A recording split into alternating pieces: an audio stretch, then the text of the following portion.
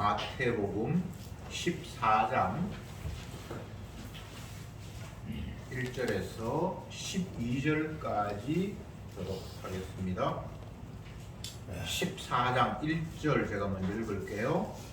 그때에 분봉왕 헤롯이 예수의 소문을 듣고 그 신하들에게 이르되 이는 세례요한이라. 그가 죽은 자 가운데서 살아났으니 그러므로 이는 그들의 거기에서 우상하는도다.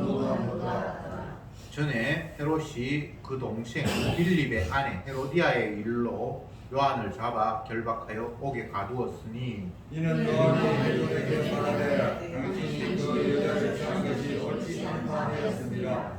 헤롯이 요한을 죽이려 하되 민중이 저를 선지자로 여김으로 민중을 두려워하더니 마침 헤롯의 주인을 향하여 헤로디아의 딸이 여섯 가운데서 찾아주어 헤롯을 기쁘게 하니 헤롯이 맹세로 그에게 무엇이든지 달라는 대로 주겠다 허락하거늘 그가 제일 시심을 듣고 가로되 세례요한의 몸을 소관에 담아 여기서 내게 주소서 하니 왕이 근심하나 자기의 맹세한 것과 그 함께 앉은 사람들을 인하여 주라 명하고 사람을 보내 요한을 위해서 못해요. 그 머리를 소반에 담아다가 그 야에게 주니 그가 제 어미에게 가져가니라. 요한의 제자들이 와서 시체를 가져다가 장사하고 가서 예수께 보아니라. 아멘. 본문은 세례 요한이 죽는 상황을 여러 가지 배경과 함께 설명해 놓았습니다. 세례 요한은 마지막 선지자다 그렇게 알려져 있죠. 선지자라는 것은 먼저 알고 뭔가 행동하는 자입니다. 예수님 오시기 전에 예수님이 오실 것을 미리 이야기한 사람들이 선지자인데 세례 요한 이후에 이제 예수님이 등장해 버렸으니까 세례 요한이 마지막 선지자다라고 이야기를 합니다. 세례 요한이 신약에 기록된 인물이지만 엄밀히 따지면 세례 요한을 구약적인 관점으로 보는 신학자들이 많습니다. 예수님이 오시니까 이제 그때는 신약이고 예수님 오시기 전에 활동을 했으니까 이 사람을 구약의 선지자다 그렇게 그의 삶을 구약적인 삶으로 그렇게 규정하기도 합니다. 세례 요한은 예수님보다 6개월 먼저 태어난 사람이고요. 그리고 예수님이 공생애가 시작될 때 굳이 공생애라고 이야기하면 예수님이 33년을 사셨는데 30년 동안은 그냥 일반인으로서 사셨다라고 이렇게 보고 31세부터 죽을 때까지를 공생애다 그렇게 학자들이 나누었는데 예수님의 공적인 생애가 시작이 되면 성령에 의해서 세례를 받고 마귀에게 시험을 받고 뭐 이런 과정을 이제 성경에 이야기하고 있잖아요. 그때부터 이제 공생애라고 하는데 어쨌든 세례 요한은 가장 가까이서 이분이 메시아입니다라고 직접 소개한 유일한 선지자였습니다. 그래서 예수님은 여자가 낳은 자 중에 세례 요한보다 더 큰 이가 없다라고 말씀을 하셨습니다. 크다라는 개념을 뭐 대단하다, 훌륭하다 뭐 그런 개념보다는 그가 진실로 직접 나를 메시아로 소개했던 자다. 그런 차원에서 큰 자다, 귀한 자다 그렇게 말씀을 하셨습니다. 1절부터 봅시다. 그때에 분봉왕 헤롯이 예수의 소문을 듣고 그때 예수님이 뭐 기적도 행하고 많은 말씀들을 가르치고 비유로 한 천국 말씀을 설명을 하고 자기 지역 고향 갈릴리 지역에 가서 열심히 말씀을 전했는데 그들이 믿지 않아서 그들을 떠나고 막 이런 그때에 분봉왕 헤롯이 예수의 소문을 듣고 여기서 분봉왕이라고 하는 것은 이스라엘을 분할 통치를 해서 한 사람이 다 다스리는 건 아니고 유다 지역에 누가 통치자가 있었고 뭐 갈릴리 지역에 통치자가 있었고 이두메 지역에 통치자가 있었고 한 4지역 정도를 나누어서 분할해서 지금으로 이야기하면 도지사들처럼 그렇게 나누어서 통치를 했다라고 그렇게 성경이 기록을 하고 있고 그 지역 가운데 한 지역, 갈릴리 지역의 왕으로 있었던 헤롯이 이렇게 성경이 이야기하고 있습니다. 헤롯은 그 아버지 헤롯 대왕 때, 예수님 태어날 때 그 아버지는 헤롯 대왕이었고요. 아버지가 죽고 난 후 이 사람은 이제 한 지역의 통치자로 성경에 기록이 되어 있는데, 굳이 따지자면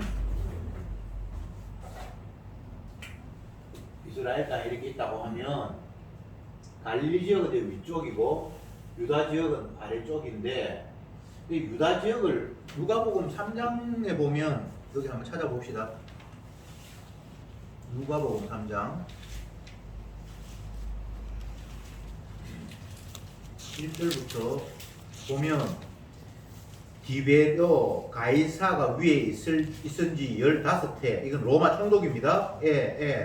곧 본디오 빌라도가 유다의 총독, 헤롯이 갈릴리 분봉왕, 그 동생 빌립이 이두메 드르메 지방의 분봉왕, 루사니아와 아빌레네가 분봉왕, 이렇게 돼 있죠.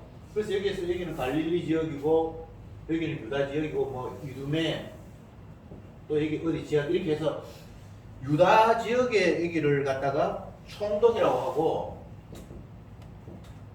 나머지를 분봉왕이라고 하죠. 아마 다 지역을 나눠서 다스리는데 이 사람이 아마 대장 역할을 했던 것 같습니다.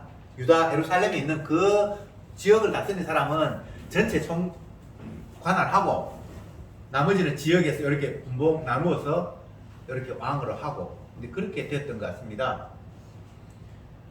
어쨌건 헤롯이라는 사람이 갈릴리 지역, 예수님이 태어났던 그 지역을 다스리는 지역 도지사쯤 됐다고 합시다.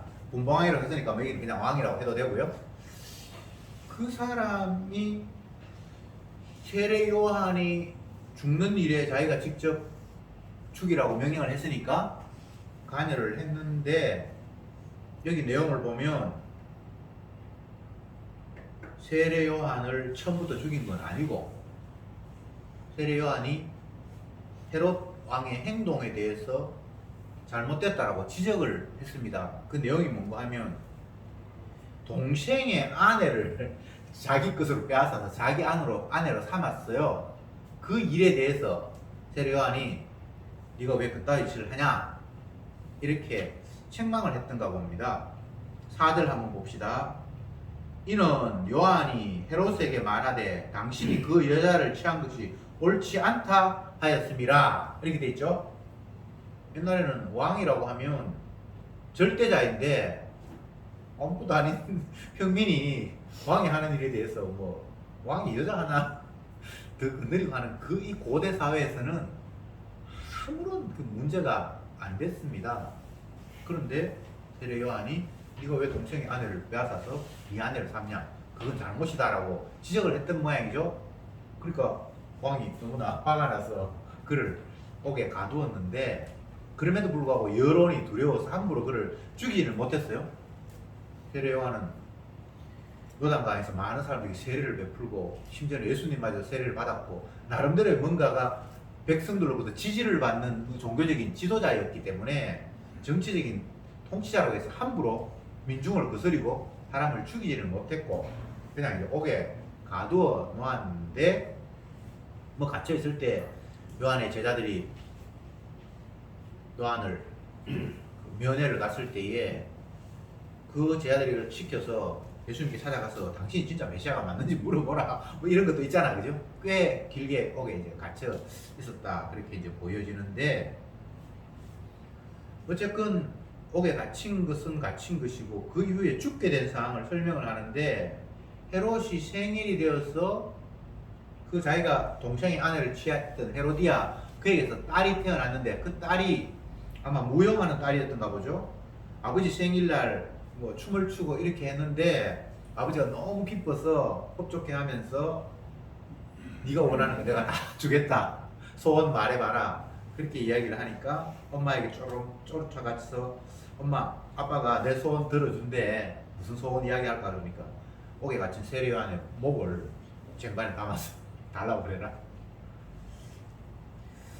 그래서 그게 쓱 내키진 않았지만 신하들이 보는 앞에서 내가 네 소원 다 들어주겠다고 얘기를 했으니까 왕으로서 한 말을 내뱉은 게 있으니까 그래 거기 가서 그의 목을 잘라서 죽어라. 그렇게 해서 결국은 세례요한이 죽었다는 이야기가 오늘 같이 읽은 본문의 내용입니다.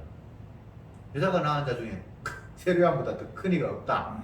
예수님께서 이렇게 얘기를 했는데 우리 눈으로 본 겉으로 드러난 세례요한의 마지막 모습은 딸내미 춤춰서 아버지가 기분 좋아서 네 소원 들어줄게 했는데 그 딸이 세례요한 목 주세요 그래서 댕강 목이 잘려서 죽었다.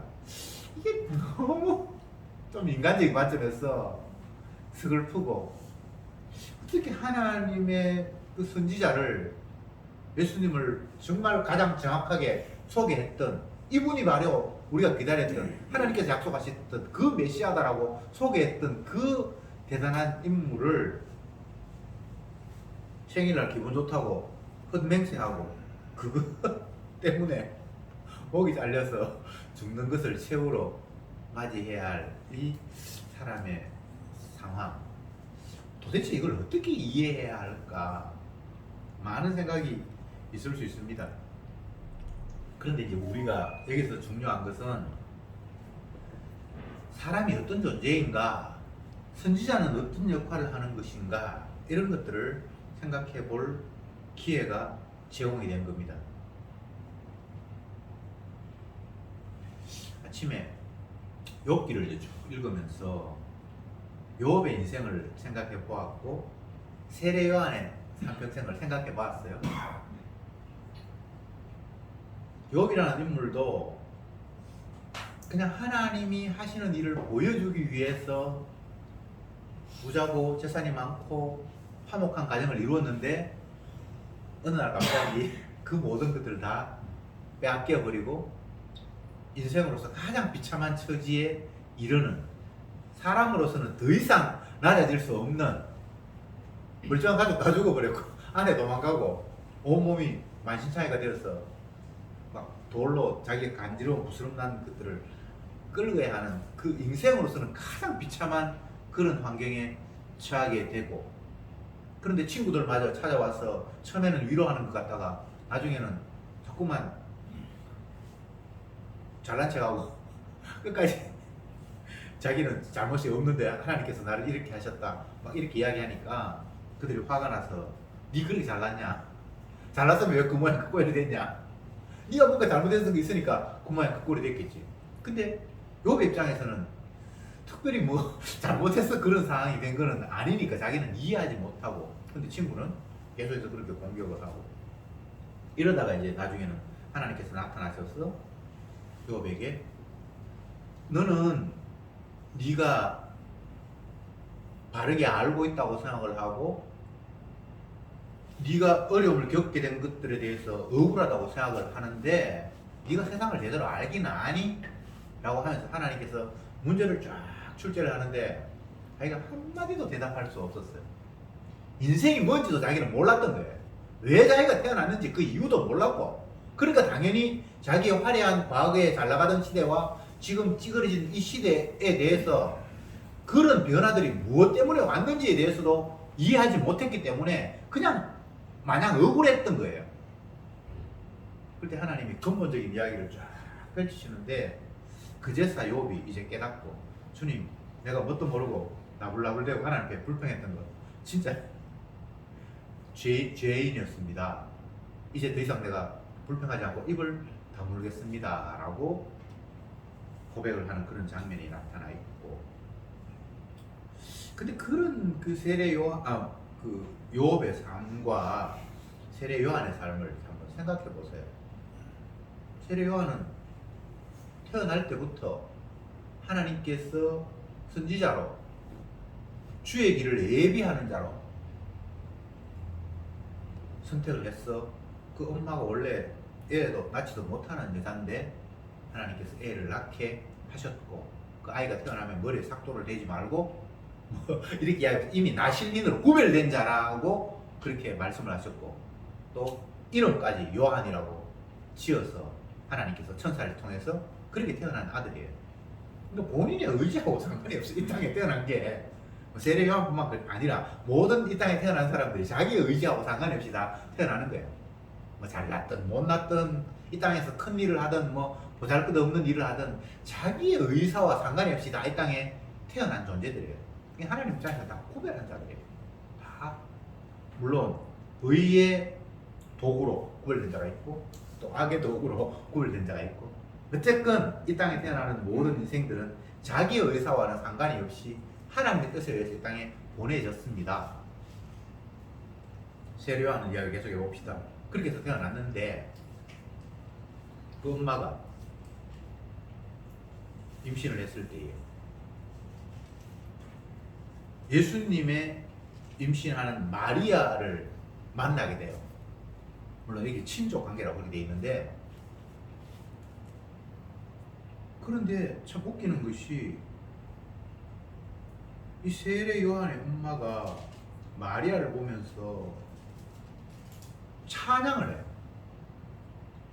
뱃속에 뭔가를 임신했는데 그분이 찬양받을 뿐이라고 눈에도 보이도 않는데 뱃속에 있는 아이를 세례 요한의 엄마가 찬양하는 장면이 성경에 나타나요.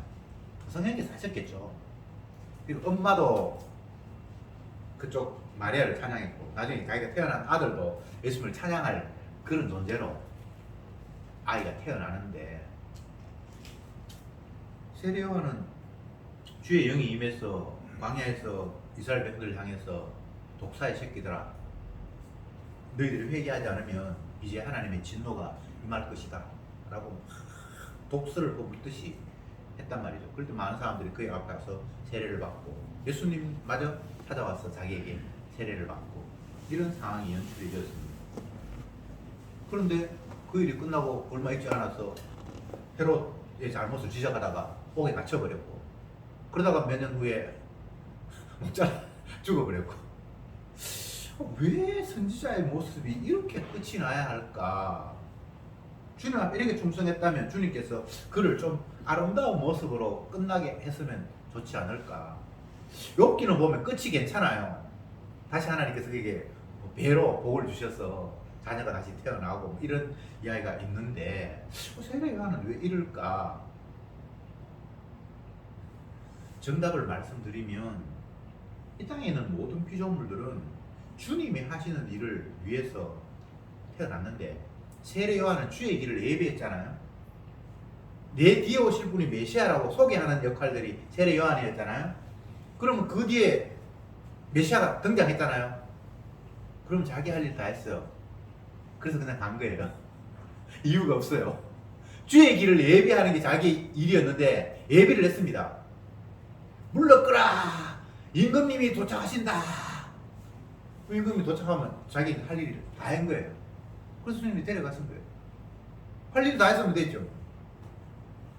더 이상 뭐 필요하겠습니까? 주의 길을 예비해서 주님이 등장했습니다. 그렇기 때문에 이제는 얘는 사라져야 되는 거예요. 모세의 경우도 마찬가지죠. 이스라엘 백성들 가나안 땅으로 인도하는 역할을 했잖아요. 그 입구에서 이제 일로 들어가면 된다 그러고 자기는 그냥 아웃돼 버리죠. 그죠? 인간적인 생각에는 참 아쉽다. 같이 그 땅에 들어가서 즐겼으면 얼마나 좋을까. 여러 가지 생각을 할 수 있습니다만 그건 인간적인 생각이고, 하나님이 일하시는 모습은 오로지 주님만 드러나야 하기 때문에 인간이 드러나는 쪽으로, 인간이 영광받는 쪽으로 하나님께서 일하시지 않습니다.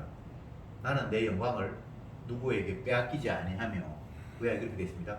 홀로 영광을 다 받으시는 분이 여호와 하나님입니다.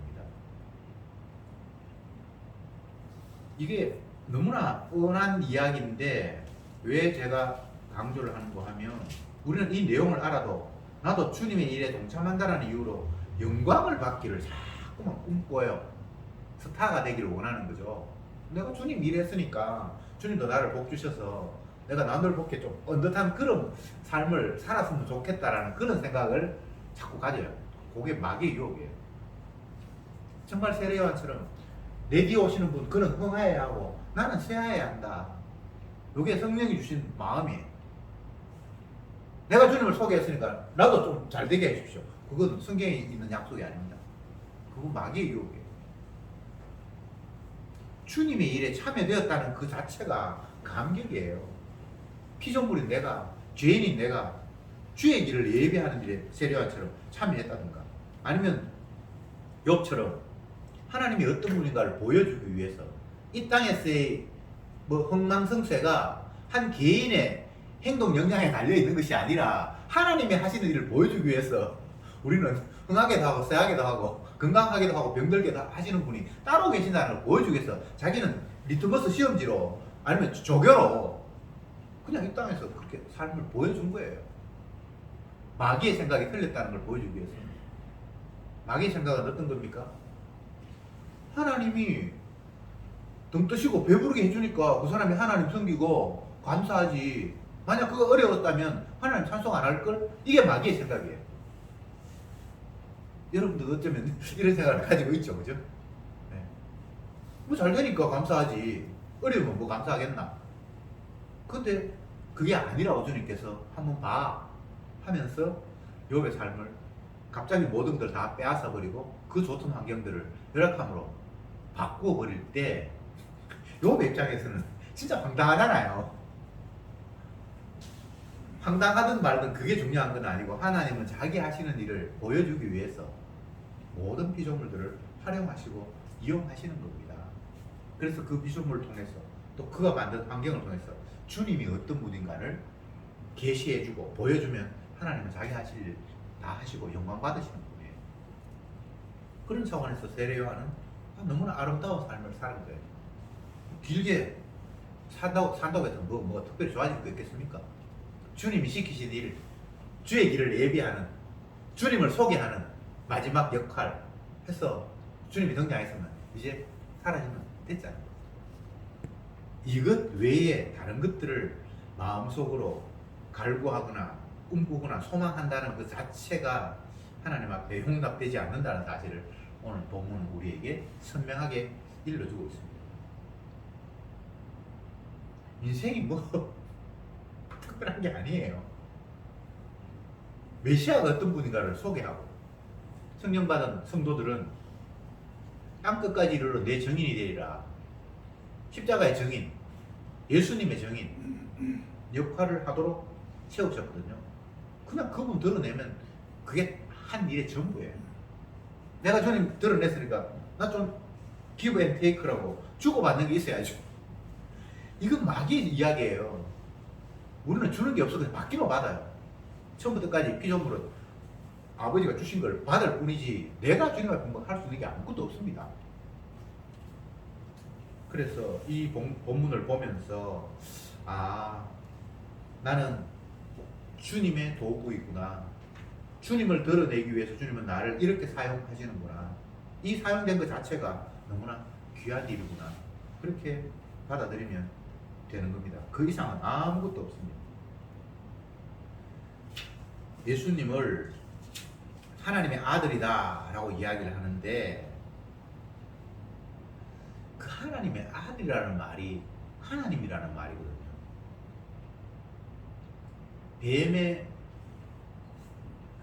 새끼가 뱀이잖아요. 지금 무슨 말인지 아시겠죠? 하나님의 아들이라는 말은 하나님이라는 말이에요.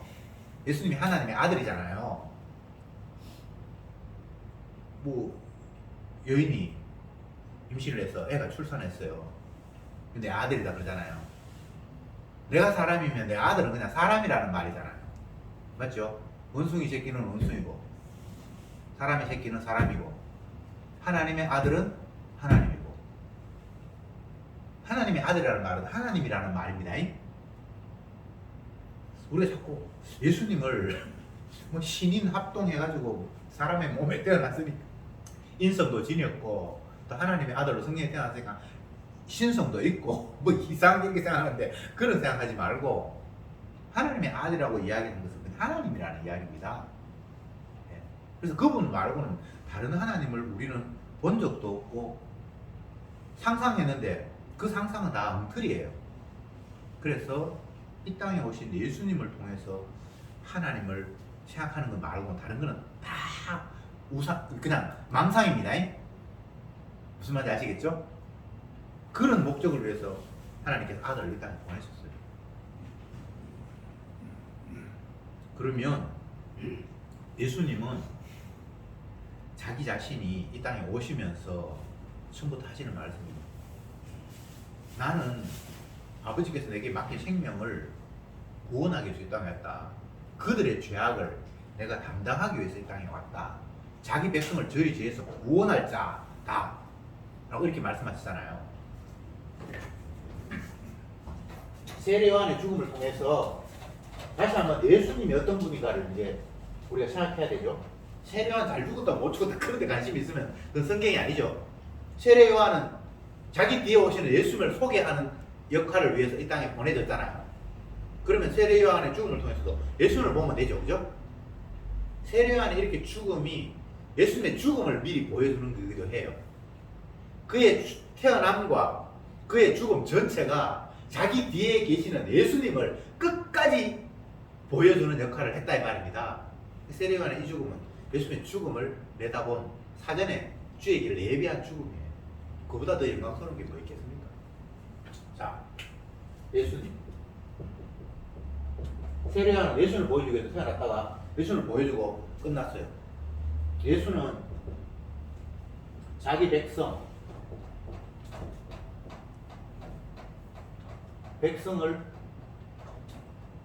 죄에서 건지기 위해서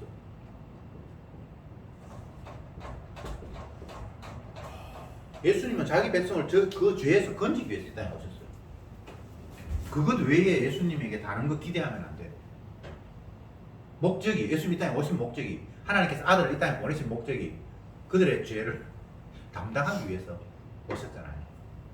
그 담당하는 모습이 십자가에서 죽으시는 모습이고, 그래서 사도들은 예수님 이전에는 선지자고 예수님 이후는 이제 사도라고 얘기해요.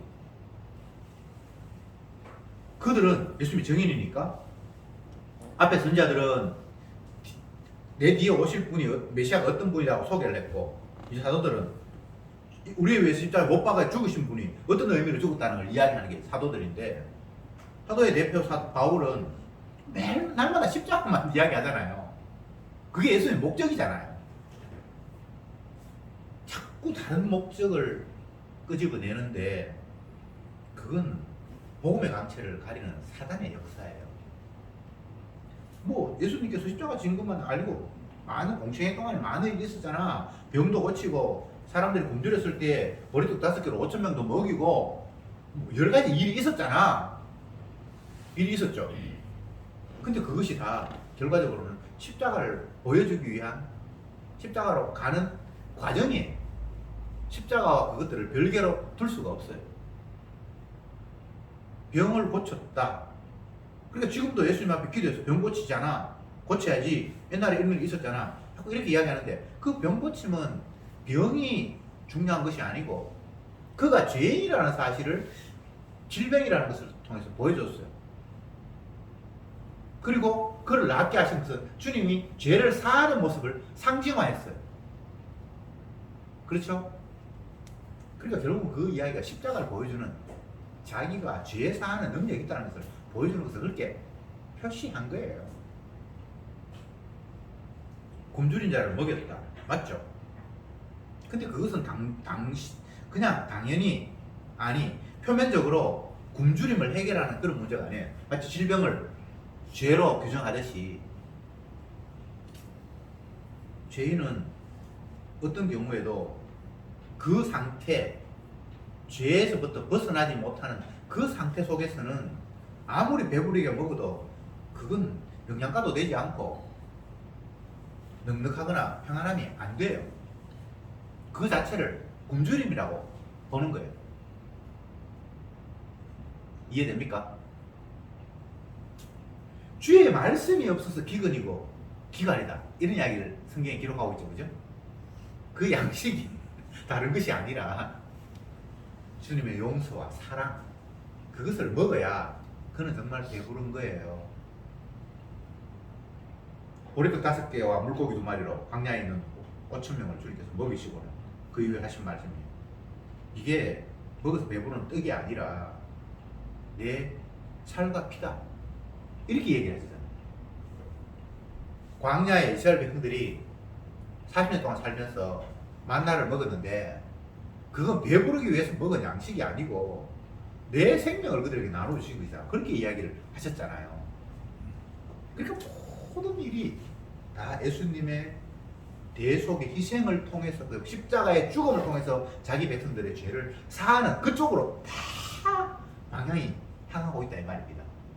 그래서 성경은 다 십자가 이야기하고 있는 거예요. 근데 성령이 임하지 않은 사람들은 그게 그런 식으로 깨달아지지 않고 조각조각 내어서 그 자체의 의미를 자꾸 찾으려고 하는 거예요. 병 낫는 그것도 의미가 있고 굶주리는 것도 먹이는 것도 의미가 있고 십자가 죄는 또 죄 사는 대로 의미가 있고 모든 걸 이렇게 다 조각 내어서 취향을 하는 거예요. 그게 마귀의 전략이에요. 왜? 그렇게 해버렸을 때 십자가가 점점 더 흐릿해져 버려요. 십자가가 성경에 그렇게 나누면 몇 프로를 차지하겠습니까? 어쨌든 몇 분의 1일 거 아니에요. 그렇죠, 그죠? 병 낫는 거 따로, 또 아니면 뭐 배부른 거 먹이는 거 따로, 또 안식일 지키는 거 따로, 성전에 예배드리는 거 따로, 또 아니면 성도가 열심히 전도하고 살아가고 희생하는 거 따로, 예수님 십자가 못 박히는 것도 있고 그렇게 막 나누다 보면 십자가는 굉장히 작아져요. 흐릿해지겠죠. 그게 마귀의 전략이에요.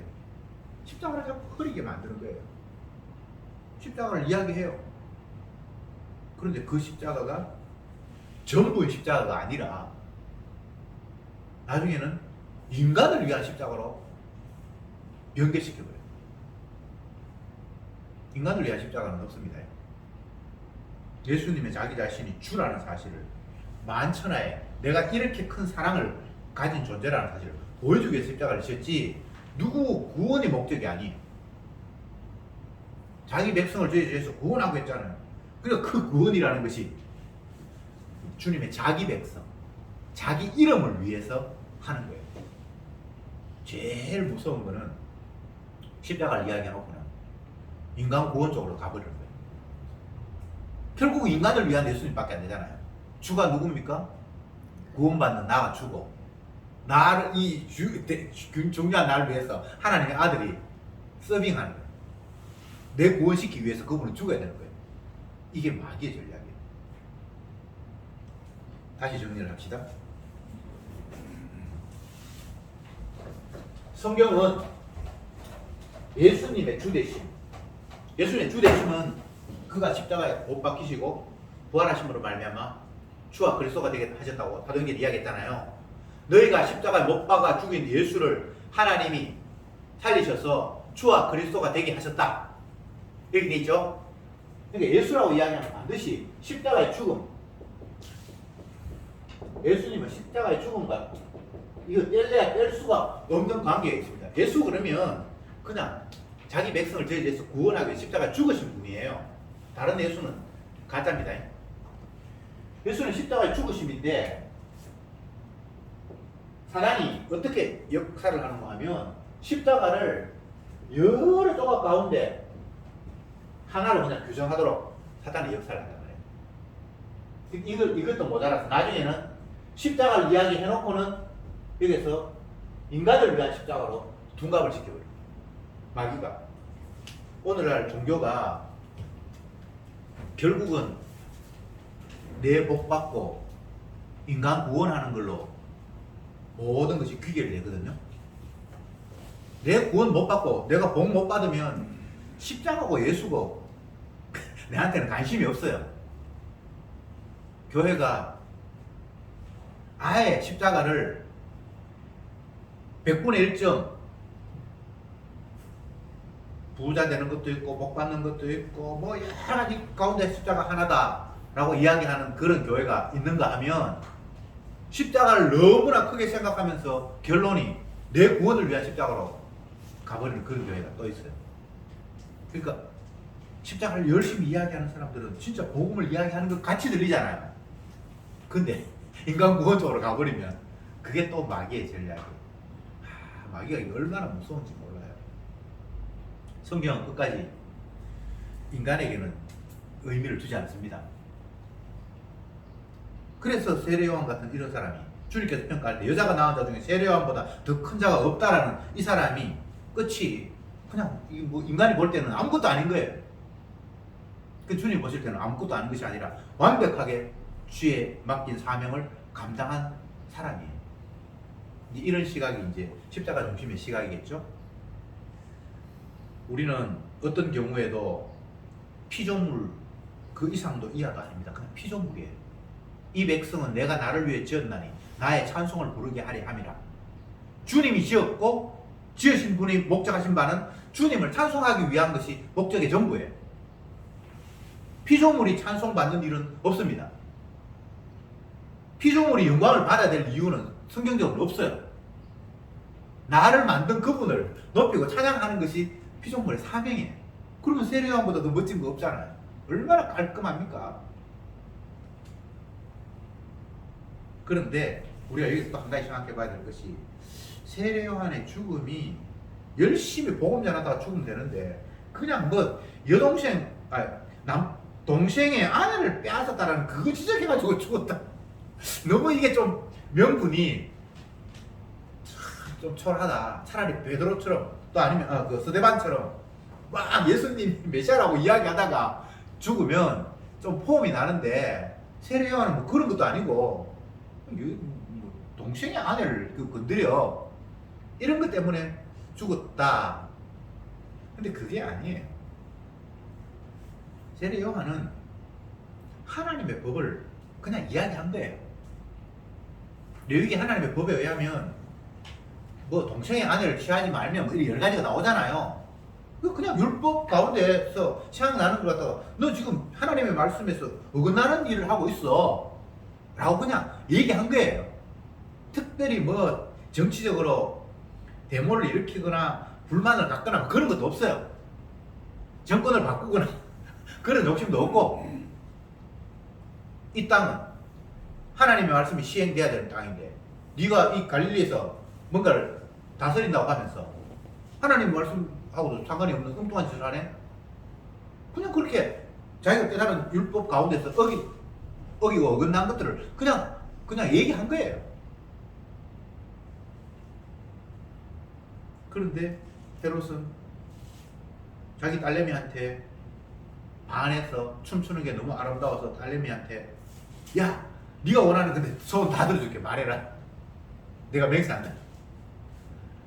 지가 맹세한 것 때문에 신하들이 다 보는 앞에서 그 말을 어길 수 없어서 깨름직한데 저 사람 죽이면 여론이 안 좋을 텐데 라고 생각하면서도 결국은 죽이게 돼요. 끝까지 헤롯이라는 이런 인물들은 하나님의 말씀에서 어긋나는 모습들이 계속해서 비춰나는 거예요. 그런데 세례요한 같은 사람은 그냥 말씀 속에 그냥 끌려가는 그런 모습으로 하나님께서 사용하고 계시는 거예요. 우리가 성경을 보면서 오해할 것 가운데 하나가 자꾸 하나님의 말씀을 이 땅에서 윤리, 도덕, 정의로움이라고 그렇게 생각하는 사람이 있어요. 하나님 말씀은 그런 거 아닙니다. 만약 예수님이 이 땅에 오셔서 이 세상에 잘못된 것들을 바로잡는 세상의 윤리, 도덕적으로 아니면 정치적으로 의롭지 못한 것들을 바르게 하는 그런 행동을 하셨다면 그 말이 맞는데 요즘 그런 행동을 하지 않아요. 예수님이 독립운동한 거 맞습니까? 분명히 유대 땅은 로마가 통치해야 될 땅은 아니잖아요. 그런데도 주님은 그런 것에 대해서 시비 걸지 않았어요. 심지어 그 당시에 성전, 그것도 헤롯이 46년 동안 유대인들 비유 맞추기 위해서 솔로몬만큼 성전만큼 못 지었지만 백성들이 옛날 그 화려한 성전을 기억하면서 뭔가를 자꾸 생각하고 있으니까 그들의 마음에 흡족하게 하기 위해서 그 당시로는 정말 정성을 다해서 46년 동안 지었다고 했잖아요. 근데 아직 덜 지었다고 했잖아요. 그러니까 환심을 사기 위해서 백성들이 그걸 원하니까 그냥 이방인에 의해서 짓게 되었거든요. 그리고 그 당시에 제사장들도 정통 레위지파나 그런 사람들이 있는지 안 있는지 모르겠지만 엉망진창이 내가 돈 주고 뭐 제사장에서 사기도 하고 개판이에요. 근데 예수님이 한 번도 너 돈 주고 제사장 샀지 그렇게 따진 적도 없었고 그 성전을 이건 성전이 아니야 라고 그렇게 부정한 적도 없었어요. 그 당시 정치 제도에 대해서 잘못됐다라고 이야기한 적도 없어요. 그냥 묵묵히 하나님의 말씀을 실천하는 것 외에는 하지 않았어요. 그래서 세례 요한도 그런 관점에서 행동한 겁니다. 율법을 그냥 이야기한 거예요. 특별히 그 사람한테 뭐 성적으로 네가 그렇게 문란해서 안 되나?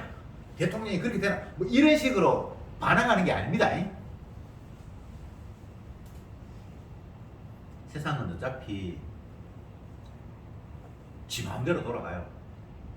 이 세상을 바꾸려고 하거나 바로잡으려고 하는 게 성도나 사도들이 할 일이 아니에요.